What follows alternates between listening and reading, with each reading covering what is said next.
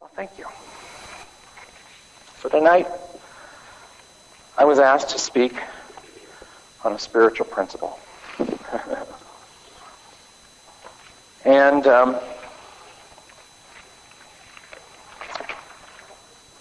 I didn't know until yesterday, late afternoon, what I was going to talk on. And then I got here tonight early, because my car's not running right, so I came a lot early in case I had to get somebody to come get me. And I had my daughter take me. We went and had coffee. And at that point, I didn't like my talk. And I was ready to do a new one. So that was about an hour ago. I'm back to the original talk. No, she talked me into it. So I want to answer the question, who am I? Or what am I? That question is one that we can simply, real quick answer with knowledge that we think we have, which is, I'm spirit. I'm a holy child of God. We sang it tonight. And if you do that, that's fine, but there's another way to ask that question. Because just having a simple belief can bypass the experience of what it really means to ask yourself, who am I?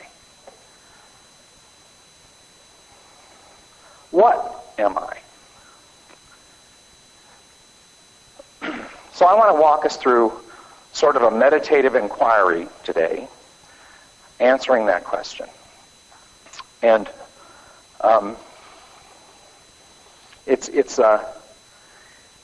we already have the answer, but we have an answer that we experience, that one we can know, and that we operate out from.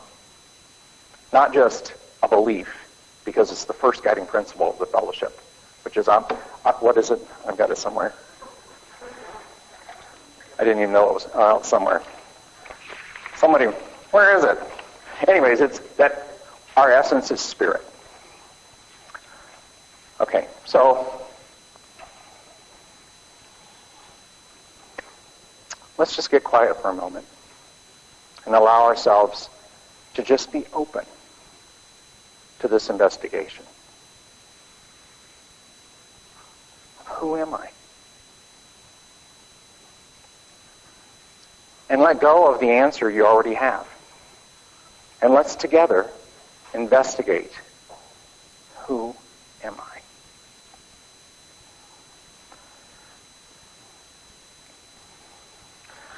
So what I've learned through meditation and inquiry is that when we ask a question in meditation, we ask without looking for an answer. And that sounds like a paradox. But it really is, you drop the question into consciousness and then let spirit answer it. Because if you use your thoughts to answer it, the mind, you shut yourself down. But when you open up and say, I don't know the answer to this question, and I drop it into consciousness. Let me give you an example. How many of you have lost your car keys? Okay. And you have looked everywhere, you've thought about it, you've gone step back. Every step you took to get to where you are, and they're nowhere. You can't find them. And then finally, you give up, and you say, I don't know where, I'm calling in work, I'm not going, and you go get yourself a glass of iced tea, and there they are in the freezer.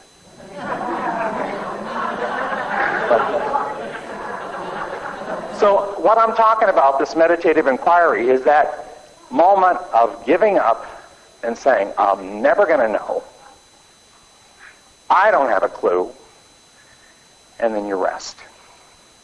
And then the answer just shows up. So that's how we're going to ask this question of ourselves tonight. And I mean, I'm not saying that you won't ask this again many, many times. I'm just saying that's how we learn to ask questions in meditation, is not looking for a specific answer. So first, let's talk about, in the Indian tradition, or the Hindu tradition, they have this thing called neti neti, which means Not this, not that. So what I've learned, it's easier to sort of figure out what you're not and get that out of the way before you move on to what you are. Okay? So let's start off with what we're not. Now there's an assumption that if I think, therefore I am. Okay, we've heard that. I don't remember who says that. Some famous person said that. Was it Socrates or something? Anyways. Thank you. It's a college education for something. So, I think, therefore I am. So let's talk about thoughts. We have thoughts. The thinking occurs. And we think that's who we are. I have a thought, I am bad. Or I have a thought, I am good. It's a thought. It's really, our thinking is really, from what I've found out, our thinking occurs based on our conditioning, based on the environment we're in. It's sort of like we're tuned into this FM channel. Its constant thoughts are constantly going around and around, and then depending on my channel, I've hooked into the thoughts that might come through me at this point. Haven't you ever walked into a room and immediately feel something? Okay, well, those are the kind of thoughts that just come and go. So, if I can witness a thought, if I can watch a thought arise, think it a little bit, and then let it pass, then I can't be that, can I? Because I've watched it come, I've thought it, and then I watched it go away. So I can't be a thought. Now you try that out yourself. You can think about it, determine that yourself. But I've determined that I cannot be a thought. And what freedom that is to know that I'm not my thoughts. Oh my God. In fact, we were talking about that, my daughter and I, before we got here, how that, just knowing that sets you free. It used to be if I thought it, I was the origin of that thought. So if it was a nasty thought, that meant I was a nasty person. If it was a good thought, then I was a good person. It's just a thought. And I am the one that's aware of it. Okay? So the awareness seems to be the thing that the thought shows up for. Awareness watches it. Awareness watches it pass. That's a clue. Hold on to that one for a minute. Feelings and sensations. This one we do all the time. I am angry. I'm happy. I'm sad. I'm depressed. We define ourselves by our feelings, by our emotions. It's just sort of our culture to do that. But let's investigate that too. Am I angry? Or do I have anger arising, experiencing anger, anger subsiding, and all along, something is aware. Something sees it coming, something identifies with it, something sees it pass. So, am I my feelings? I mean, that's easier said than done. I mean, just sit with that for a minute, because when you're depressed, I'm telling you, you're depressed. But when you can unhook and say depression is not who I am, but depression is simply an experience that is occurring. And it has a beginning, it has a middle, and it has an end. But I am not depression. Wow. That is life-changing. Life-changing. Because you're no longer then hooked by that feeling that you have. I am sad.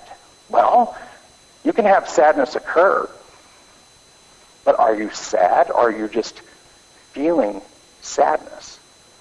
Now, when you identify with sadness, it'll hook onto you and last for days. Because every time it starts to subside, you go, no, I'm sad. And you'll own it again, and you'll say, no, I'm sad. But if you can have sadness completely be experienced, has. So what's after the sadness? Again, I would say awareness. Awareness. So we're not our thoughts. We're not our feelings. Now, when I say that, I don't want you to believe it because I say it. I want you to experience it. Because just believing words and believing quote-unquote truth doesn't change your life. It just becomes another thing in your arsenal of things you believe or whatever. But to change your own life, this is your work. It's personal. You can't get the revelation of who you are based on what Brad says. You have to base it on your experience. So let's go on to the next one. Our beliefs. Now this one's one that's, our beliefs are what's right, what's wrong. Our beliefs are how things should be, how the world should operate. I know. I believe it. I know. I am a Democrat. I am a Republican. I am a Christian. I'm a New Thought student. I'm a Buddhist. All of those beliefs. Well, do they define who I am?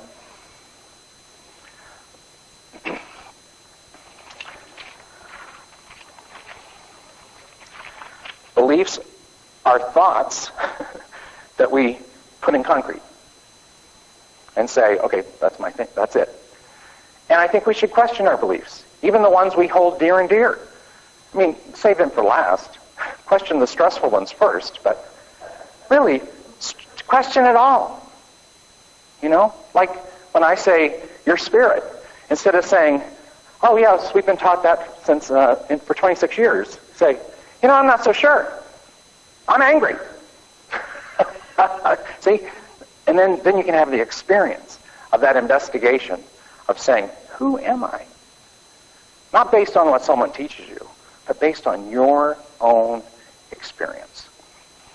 So, a belief. Now, if I was my beliefs, then I'm not the person I was 5 years ago. Because I believe different things. Okay? I have a different frame of reference. But I know that the guy that looked in the mirror 5 years ago and the guy that looks in the mirror today is the same guy looking through there. Now, I do have this experience, and I'm sure you share this with me, but in my mind, I'm 28 years old. And so when I am, moving along and I decide I need to go to the restroom and I look in the mirror, oh, who's that 48-year-old man? It happens a lot. So I have this awareness of myself, set a belief that I'm 28. Is it true? No, it's not true. Just ask my daughter. So our beliefs are simply something we hook onto. They can be helpful. Beliefs can be helpful. They're not all bad. They sort of put things in an organization. But it's not who you are. You are not your beliefs. You are the thing that holds the belief. You're the thing prior to the belief, the thing that has the belief. When the belief then says, it no longer works for me, who's that? Who's it no longer working for? That's the one we want to know about. Who is that? And lastly, personality. I think I'm a gregarious, outgoing, type A personality. Used to be. Not anymore. But I have a whole definition of who I am, my personality. And we all do. But a personality comes from persona, which is really, persona was a Greek where they came up with the theater. You put on a persona, which is a mask. And then we have the mask of our personality, and then all of a sudden identify with that personality. We become the mask, we become the actor in the play, and we decide we are the actor in the play. So when you recognize that I'm not the actor in this play called life, I am the awareness of the actor in this play called life, all of a sudden, you can make choices. When I am hooked in as the mask or the personality, I'm run by the show. Completely run by the show. I'm in total reaction mode. Something happens, the car comes crashing through, Clint Eastwood comes and saves me, or, I don't really care about Clint Eastwood, let's see. John Travolta comes, saves me, who knows? And Dolly Parton comes in to end with a beautiful song. How's that? If I'm caught in that, I am just reacting, completely reacting to the play called life. But if I know that this play, I am simply the person looking through the mask, I am not the figure in the dream. I am the awareness of the figure in the dream. Because the figure in the dream comes, goes, subsides. When I was younger, I didn't watch a whole lot of movies when I was a kid. And so when I did go to movies, the big screen was enormous to me. And I would always become a character in the movie. I would immediately identify with somebody in the movie and completely own that character. And when that character would get killed, I would have an emotional breakdown. Because I didn't know how to deal with it. I hadn't watched movies like that to be able to separate myself and just watch it. Well, that happens to me in life. When I identify with this character called Brad in this drama that I have been involved in, it can be pretty dramatic. But if I can recognize there's a drama being played out with Brad as the actor, it's aware. Just aware. And that's where we get our teaching, where we see the projection on the screen, and then we're asked in the Holy Spirit, how can I see this differently? So we're watching this movie with the Holy Spirit. Well, guess who the Holy Spirit is? It's that awareness. That's my take on it.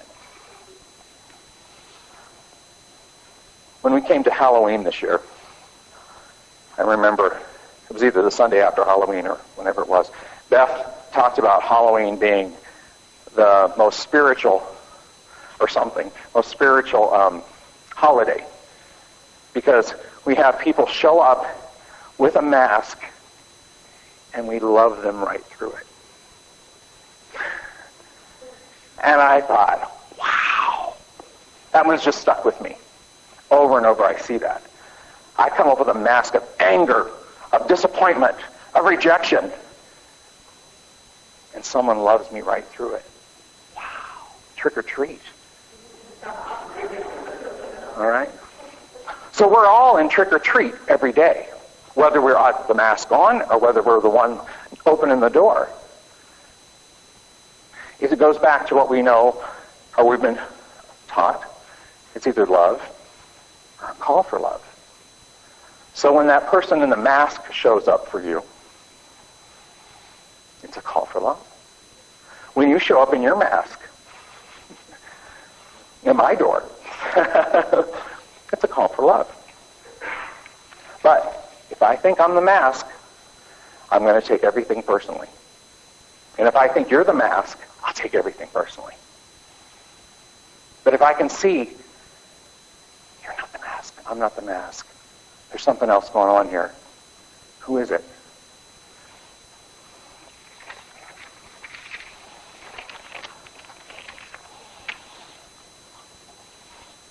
So what am I really? I think if I can go to some scriptures here, be still and know that I am God. Okay, so I've heard that since I was this high. And that used to mean be quiet and know that he's God. Okay? And over time, that's transformed into be still. And who is this I am? Who is it? Who is this I am? Be still. The answer will come. It's the same I am. I'm convinced it's the same I am. When Jesus said, I am the way, the truth, and the life, no man cometh to the Father by me, it's that I am. It's the same I am that says, I am with you always, even into the end of the world. I am. It's the same I am that is the one who says, dwelling in the secret place of the Most High, you're safe.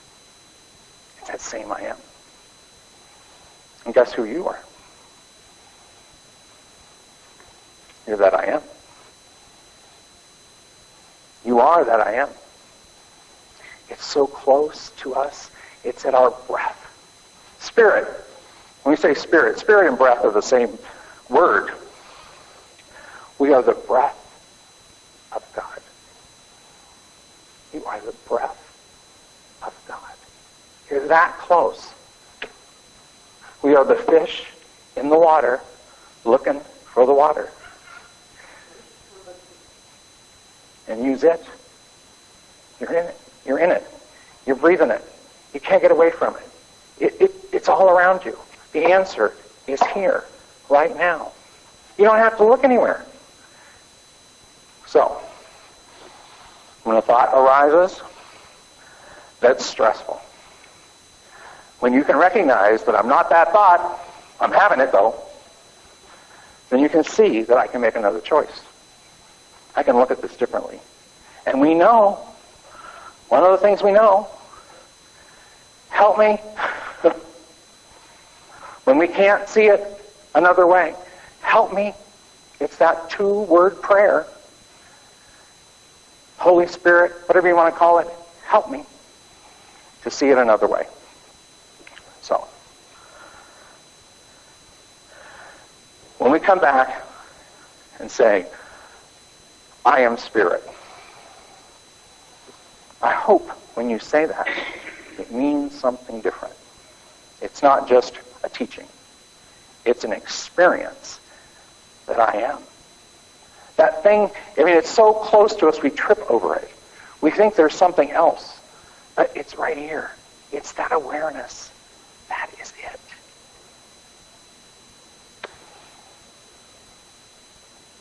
Thank you.